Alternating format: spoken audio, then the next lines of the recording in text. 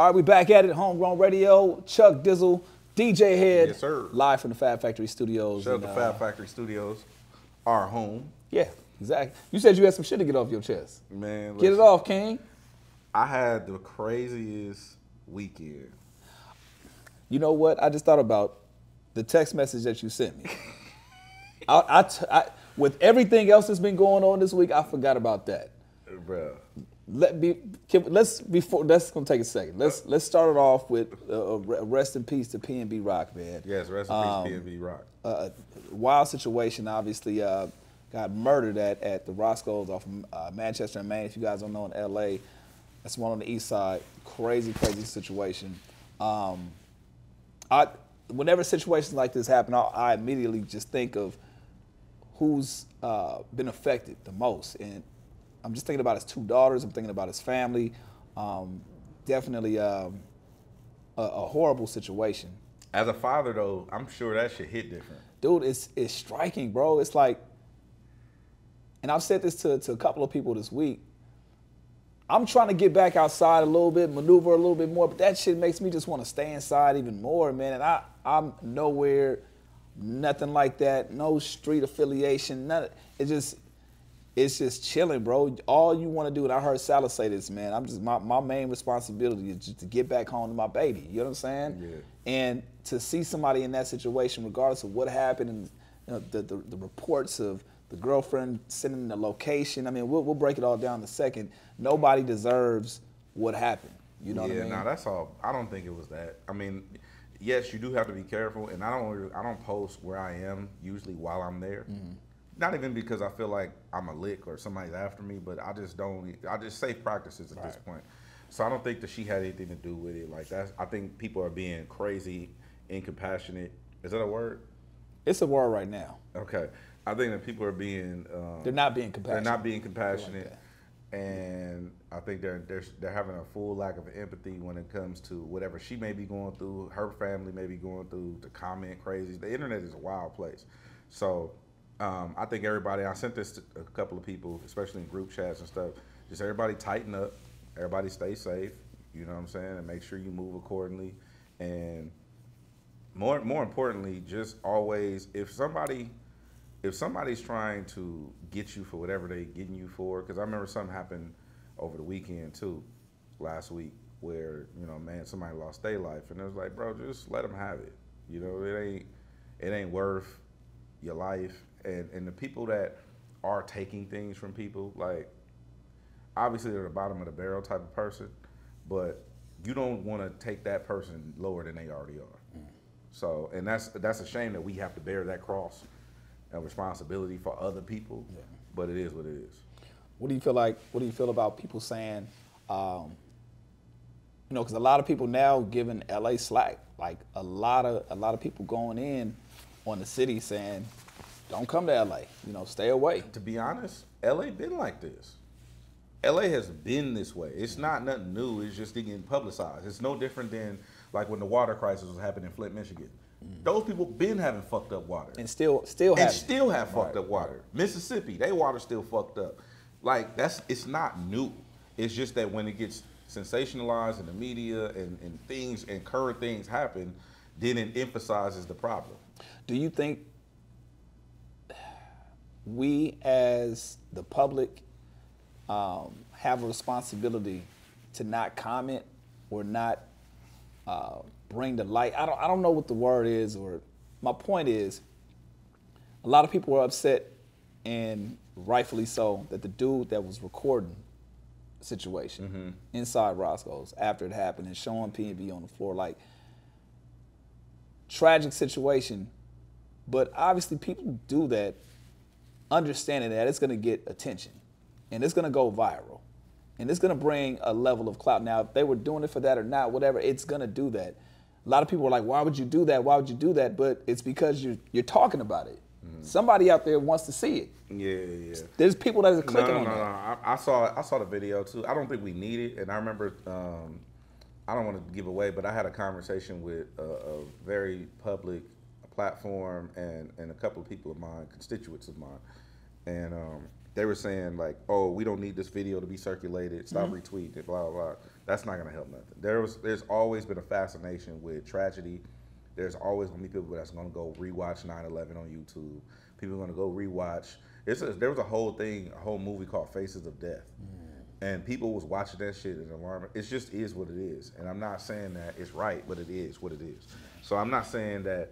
Even if you don't repost it, people are still gonna go seek it out. They're gonna find it. They're gonna go find it. So I don't think that's the problem. More so than I think that people should just have empathy and try to show grace to other humans who may or may not. Like, I remember seeing something where, some of the family members found out by watching the video. And that's the thing. That's the worst way to find out. But at the same time, we know the era we live in. Yeah. If you find out your loved one has been injured, shot, killed, anything like that on social media, you've also seen that before happen to somebody else. Mm-hmm. So I'm not saying that it's right, but it also shouldn't surprise you. Yeah. Nah. So, I mean, I guess I'm not surprised. I'm more surprised of the outrage of people that are surprised about it. It's like you're circulating that same video, or you're talking about it, which is going to make somebody else want to go look for it. Mm-hmm. You know what I mean? So I don't know, man. Rest in peace, PnB Rock. Definitely a crazy, crazy situation. And one of the takeaways, one last thing I'll bring up, man, and maybe kind of revisit one of the interviews that I did with him. First and only time I interviewed him, and I asked him about just being a dad, fatherhood, and I do that on purpose, man. And to me, it tells the character of a person, the type of father they are, right? And I pay it just give you guys some insight. I pay attention to a lot of other things that people don't even look at. What you mean? I listen to the voice inflections. I look at your body language. When you talk about your kid, just put it out there for anybody that does interviews, media personalities, radio personalities. That's something that it's like it brings the defense down. You talk about something that people really cherish, it helps kind of like it takes the guard away from people that want to kind of do interviews and talk. It does something to the person that you're talking about something sweet that they like, right? So when I talk to him about his daughters, you just see his mannerisms kind of like change up from the rest of the interview. Yeah. And for me, that was everything that I need to know about him as a man. Aside from the music, aside from just who he was, man, just him as a father, man, and that's why it's just such a tragic situation, man. So rest in peace, PnB Rock.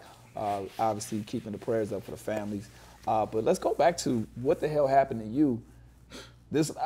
You give them the cliff notes, because we're gonna go. It's a lot that happened. All right, so I was telling PB before you got here, I'm like, I'm not gonna tell you what happened because I want you to hear it on the pod. Okay. So, I'm not gonna get into the Sauce Walker situation because that's none of my business. But let's just say I was around for that, and it was a shit show, and that's unfortunate. But I leave the BET shoot. Go to Bino's show. Shout out to Bino. Okay. Amazing show at the Palladium.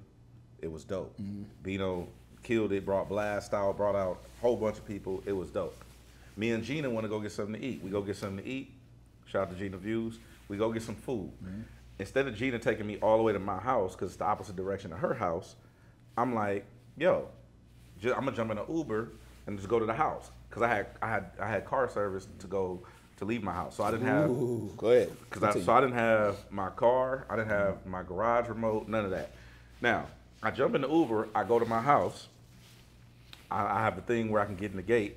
So I get in the gate, and then I get to the house, and I'm trying to access. I have a smart home. Mm-hmm. I do everything. Everything's digital on you. Everything is digital. I got cameras, all that. So that's why you didn't need your garage. That's why I don't need no physical keys, nothing. That. Everything is electronic in my house, biometric. Right? I go and I realize none of my apps is working.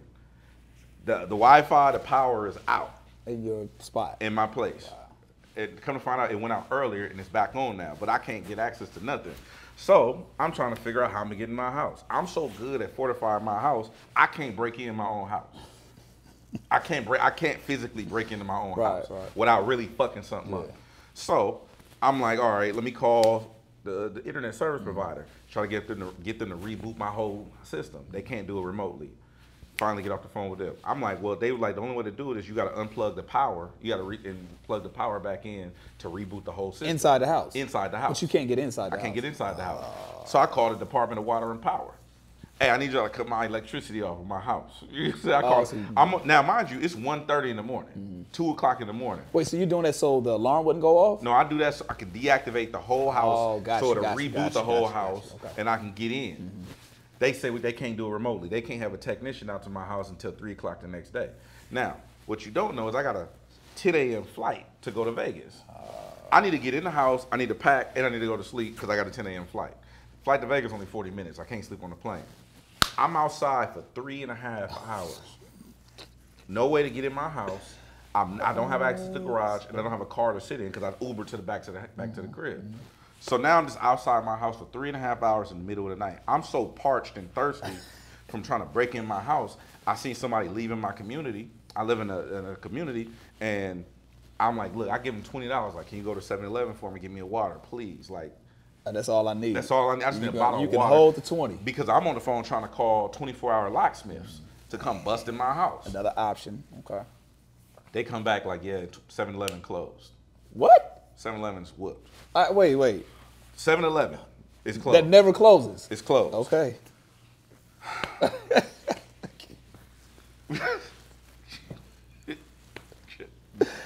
Hey, who you hurt? Bro. Hey, karma came whooping your ass. Trip this. Okay. So then now it's like middle of the night. Now it's we pushing like 3:45 in the morning. So now I'm like, man, you know what? All I had on was the clothes I had on. All I had on me was the clothes I had on, my backpack and my laptop. That's all I had in a duffel bag. But in the duffel bag, I didn't have nothing. Right. You didn't plan for it. I didn't plan to be out the house. So I'm like, you know what? After the 5th or 6th locksmith that couldn't make it, I'm like, fuck this house. I hit Southwest Airlines. Hey, what time my flight? 10 a.m. I need to move that shit up to the 7 a.m. flight. Call an Uber. Take me to the airport. I need to get out of here. I'm out of here. Fuck this shit. I'm going to Vegas, right? I'm going to get to the airport. I might be able to get an hour's sleep in the terminal. Yeah. It's AC because we still in the heat wave. Yeah. Oh, that was. It was hot as fuck outside at 4 in the morning. Yeah. So I get to the airport. Airport closed. Wait. The airport never closes. Airport closed. So now I'm negotiating with the armed security guard. Like, I need a bottle of water, my nigga. Like, still ain't got one. You don't know what I've been through. Where you want it? I need a bottle of water, bro. Like, so now I'm outside the airport, way outside the airport, buying bottles of water from the vending machine that I found, and just waiting for the airport to open. They finally open the airport. I go through TSA. I go to the terminal. 7:20 roll around. That's your flight. Southwest Airlines. You know, we all line up. As soon as we line up, yeah, attention Southwest passengers. Air traffic control in Vegas has shut down all flights. Your flight is delayed 2 hours. Oh. Nigga, what? Shout out to Watts Homie Quan. Nigga, what? Flight delayed 2 hours. So I'm like, at this point, I'm over the whole everything. I don't give a fuck. I'll just sit down and I find a chair next to a white dude. I went to sleep. Fuck it, I'm here. It is what it is. Now, mind you, I'm like dick and balls dirty. I'm like, I got on the same shit I left the house in the day before in the morning. I'm just, you know how like you get that. Nah, because I shower. Okay, well, I hadn't showered. I hadn't showered. Okay, I didn't have the option. So we finally get to Vegas. I get to Vegas, have somebody pick me up. I'm like, I need to go to Target. I need to get drawers, socks. I gotta buy whole new shit, everything. New wardrobe, I called my boy who got opening a store out there. The store ain't open yet. Of course it's not. On the way from the airport, the car ran out of gas. Wait. On the freeway. Wait. Car ran out of gas on the freeway. Hey man, look. I shit you not. I walked to go get a gas can, paid $30 for 1 gallon of gas. So that way, this is Nevada. This is the Vegas heat. Middle of the day. Midday. Mind you, this is a 9:45 flight. I get to Vegas, it's like 11. Yeah, it's almost noon, high noon, high nigga. Noon. It's heat, Las Vegas. That heat is different. I don't even know what the fuck is going on at this point. I don't even understand. So anyway, long story short, let me go to the positive. Actually, yeah, let me go to the positive. Please. Because this shit sounds crazy. Go to the positive. I ended up linking up with I ended up going to the Kendrick concert. Nice. Yeah, I seen the picture. Kendrick concert was epic. Amazing. It was fucking. I've been seeing a lot of people talk about how artistic it is. I remember from the Damn tour how that was. So in comparison from Damn to this one, in your opinion, what's the? I think it was just better because it was him. And I mean, I know the Damn tour was him too, but I feel like this is. He was doing a lot of the Mr. Morale and the Big Steppers records, and like I feel like this is one of his most personal. Got it. I feel like this is his most personal project, not even from the artwork, but the content. Yeah. And him performing those songs and just seeing him up there and you know, for us, because we know him. Yeah. It's different when we watch a show because I wanted to watch. I watched front of house. Yeah, you're not trying I'm to right go there backstage. with the sound engineers and that, and I'm just. I find myself looking back and looking up and just seeing like people losing they in section 330 of nosebleeds, losing their shit. Yeah, like they've been waiting for this for 2 months. right. So it was just dope to see that. Then the show ends. I shout out to little L from Compton. I end up going back there to see K-Dot. He come out the door. He like, hey, what up? I'm like, what up? We chop it up. It was cool. It was dope to see him happy. He was really happy. Yeah. And he seemed happy to be there and be talking to me and stuff like that. And he asked about you too, and that was dope. And I told him, you had some stuff going on, and what was interesting to me though was he like, I remember talking to Glasses one time about Dot, and he was, and you know how Dot put out that PSA when he was like, I go months without my phone. Yeah. And all that. He was like, man, cuz Dot full of shit. That nigga got a burner account. He be looking. Dot know what's going on. He be looking. He knew I left the radio station. Word. He knew.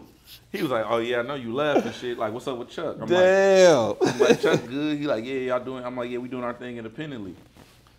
That was dope. To just like, wait, I thought you took breaks, my nigga. I thought you didn't know what was going on. So it was dope to see that. And then you didn't talk to him about the video? No, I didn't. I didn't even think about it. Oh yeah, because I mean, there's a lot of shit going on. That's the last thing you thinking about. That's the last. It was just so good because I ain't seen him in years. Yeah. You know what I'm saying? Because he duck off and then COVID, it was a bunch of stuff. So it was dope to just catch up. Like we talked for like 15, 20 minutes. Yeah, that's dope, man. And he loves what we do with Homegrown and stuff like that. But what was really dope though to talk to him about was he's still tripping off of this. Oh, like the success? Yes. Really? Yes. I'm like, bro, like. So as people are losing their shit, he's losing his shit internally at the love that he's getting. I asked him, I was like, do you remember when we was when you got the key to the city? He was like, yeah. And we was sitting on Asia Brown's desk. He was like, yeah, I remember that. And I was like, remember when we was talking? He was like, yeah, this shit crazy. I said, you still feel like that? He said, bro, every night. That's crazy. He said, every night I go out there and I be looking like, this shit is crazy. That's amazing. That's dope to hear, man. And I was like, bro, that shit is fire. And then we took a picture. This is what I didn't know. We took the picture.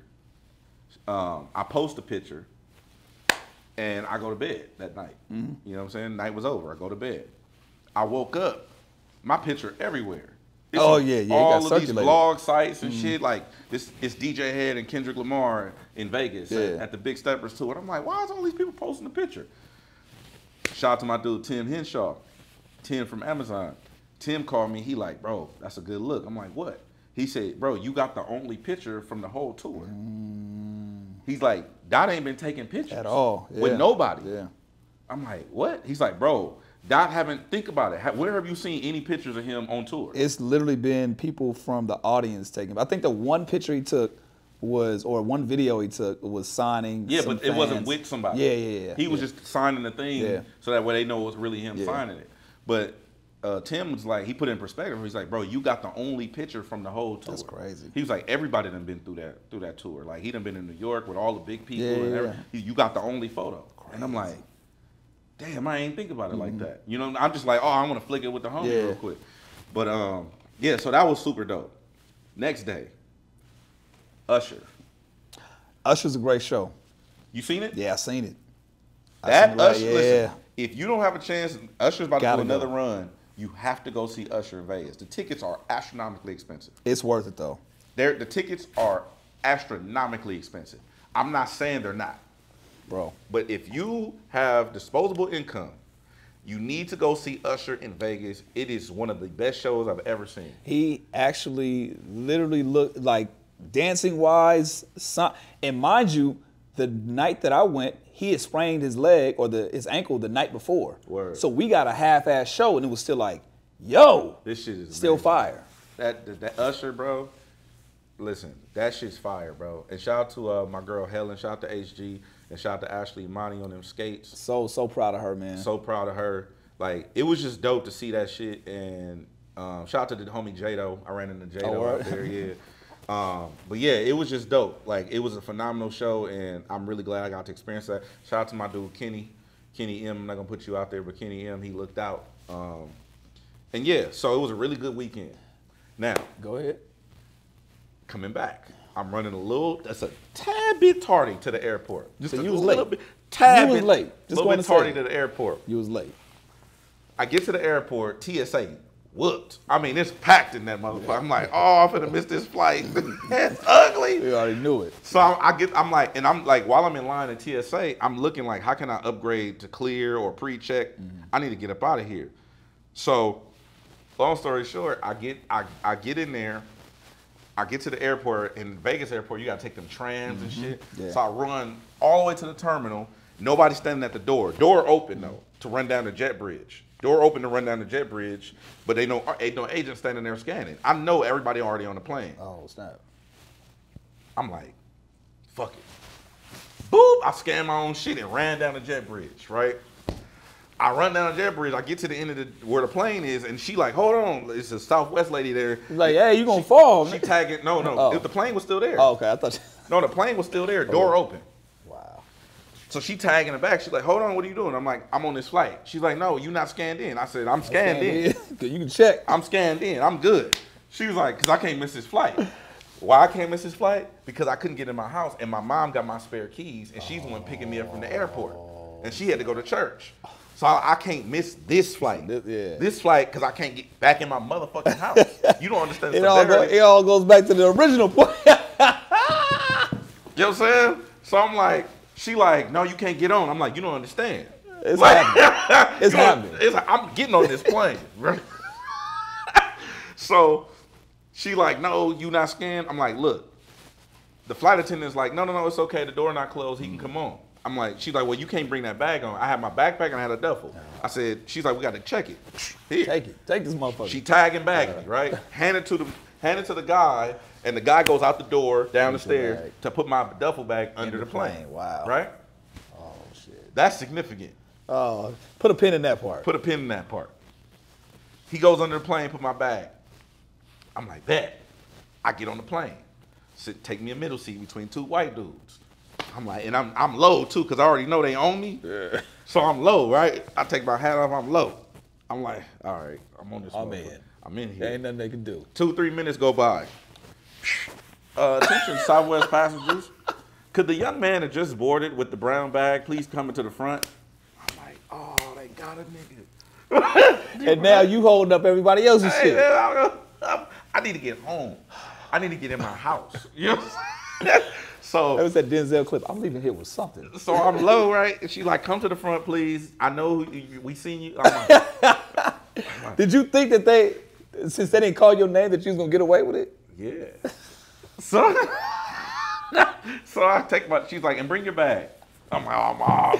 Because you know they ain't letting you back on. Not letting me on the flight. Hey, you got to take your bag. And then she's like, yeah, come to the front, you're on the wrong plane. I'm like, oh, that's a play. That's how you get niggas off the plane so I can close the door and get on. You know what I'm saying? Oh, nah, I'm on the right plane. I'm going to LA. It's my plane. It's my plane, bro.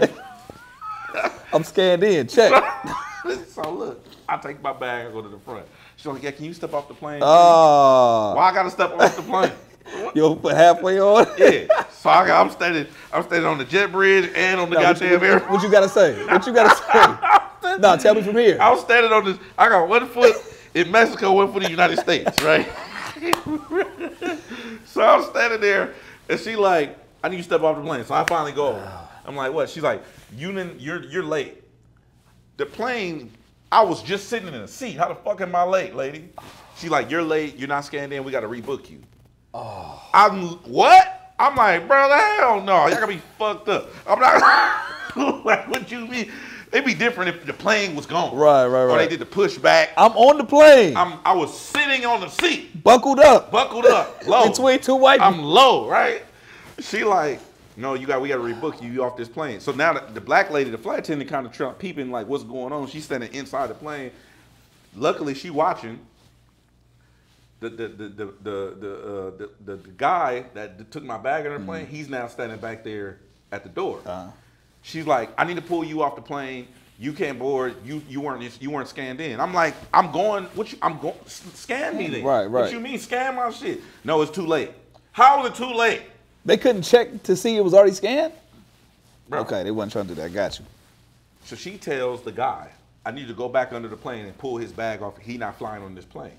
And the guy was like, well, I can do that, but in order for me to pull the bag off the plane, you gotta go get a supervisor. I cannot pull nothing off this plane without a supervisor. So if you want me to pull a bag off the plane, go get a supervisor. I said, well, I'm not leaving without my bag. So we got a problem. I'm standing right here until this nigga get my bag or until I get on this plane. I'm not going nowhere. She's like, no, I need you to come with me. Nope. I'm not leaving without my bag. You know what I'm saying?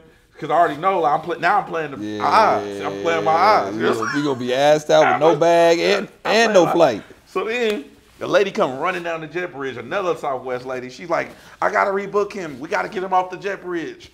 Bro, the plane right here. And the lady, she was like, no, we gave your seat away to standby passengers. I wanted to call out her name. I said, how the fuck did you give away my seat? I was just sitting in. What the And the flight attendant came off the plane. She said, no, I have a seat for him. There's one seat left. And the dude standing there, the bag dude, he's standing there like, go get a supervisor. Right. So we all at a stalemate in this motherfucker. Was that Spider-Man meme? Like, yeah. So the lady that was tripping, she's like, all right, don't pull his bag off the plane. You get on the plane. You go up there and check him in. And they just closed. And I go back on the plane. White people clapping for me and shit. I sit down. They're like, what's going on? I said, they're fucking morons. Like, what you mean? God. So I'm like, bro, so now I'm sitting in the plane, I buckle up. This ain't the end of the story. Nigga, what? Do we have enough tape? Bro, before they close the airplane door, captain comes out of the cockpit. They never open that door. Hell no. They pushing the plane back. Captain opens the door, comes out of the cockpit, gets on the intercom and says, hey, ladies and gentlemen, I'm Captain whatever the fuck. I'm in the I'm retired United States Air Force, and I just want to say it's a privilege to have you on this flight. Today being 9/11, it's important for us to realize. I'm like, oh, shit. Why the fuck would you make that announcement while I'm about to get on this? Why would you say that? Read the room. Read the fuselage. Niggas, what? Shout out to Jason Cash. We about to take off. It's 9/11. He like, yeah, being that it's 9/11, this is an important day for us. Like, well, what? What you mean, bro? So then, it ain't over. We get in the air. 20 minutes in, now mind you, it's a 45-minute flight back to LA. We get in the air. The pilot gets on the intercom. Ladies and gentlemen, it's your captain speaking. We have reached our cruising altitude, but I'm going to instruct the flight attendants not to leave their seat. We're not doing no drink services. I'm keeping the seatbelt sign on the entire flight. Everybody buckle up because we got radioed ahead and said it's going to be some really rough air ahead of us. Oh, shit. Rough air? What the fuck does that mean? You mean turbulence? Like, I know what turbulence means, bro. What is rough air? What's the difference? Rough air? That's like when I snore. What are you talking about, right? Bro, 10 minutes later, they're like, yeah, we're going to start our descent in the LA area. I'm like, oh, we beat it. We good. Because it's just regular flight. As soon as I had that thought, that motherfucker got there. I'm like, and I'm thinking now, you know how they say your life flashes for y'all? I'm thinking all the way back to my electricity being off in my house. Like, maybe God didn't want me to die on this goddamn airplane. And he's trying to keep your ass at Keep me from the airplane. Like, yeah, I'm going to send him out. I'm going to let him go see K-Dot and see Usher, and then we get him out of here. You know what I'm saying? That's what I'm thinking. So I'm like, fuck. Like, really? This is it? Like, damn, like, I fuck with Usher, but not like that. You know what I'm saying? So he guns the throttle. So now they moving through this cause we rocking, but that's how they fight the turbulence is by picking up speed, so that way you can control the narrative more, right? So woo, you hear the engines going like we taking off. That's how fast we was going in the air. Woo, I'm like, oh nigga, why we going so goddamn fast? They throw the flaps down, throw the landing gear down.